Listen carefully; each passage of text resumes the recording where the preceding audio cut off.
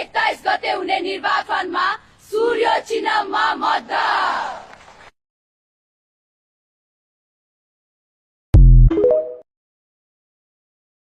केपी ओलीले देश विकास गरेन भनेर जसले गाली गर्नुहुन्छ नि यहाँका नेपालका मिडियाहरू केपी ओलीको झोले भयो होलान् हैन। हामी जस्ता केपी ओलीले काम गर भन्ने मान्छेहरू हामी झोले भयौँ होला।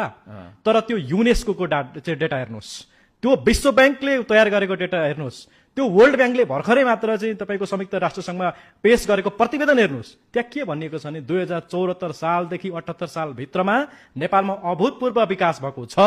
विश्वमा सबभन्दा तीव्र गतिमा विकास भइरहेका विकासोन्मुख राष्ट्रहरू 10वटा राष्ट्रहरू मध्ये नेपाल 1 नम्बरमा छ। अब नेपाललाई दिँदै आएको सहायता चाहिँ कटौती गर्नुपर्छ, नेपाल आफ्नो आधारभूत विकास गर्न आफै सक्षम छ भनेर उसले प्रतिवेदन 4 महिना अगाडि पेश गरेको छ। त्यो समयमा केपी ओली प्रधानमन्त्री थिए। त्यो संयोग मात्रै थियो कि साँच्चै केपी ओलीले अब यस्तो संयुक्त राष्ट्रसङ्घले विकास भयो भनेर उसले तयार गरेको प्रतिवेदन सम्भवतः केपी ओलीले घुस खुवाउँदैमा, केपी ओलीले अलिकति पैसा बाँड्दैमा संयुक्त राष्ट्रसङ्घले त्यो प्रतिवेदन बनाउँछ भन्ने कुरामा चाहिँ म विश्वास गर्दिनँ।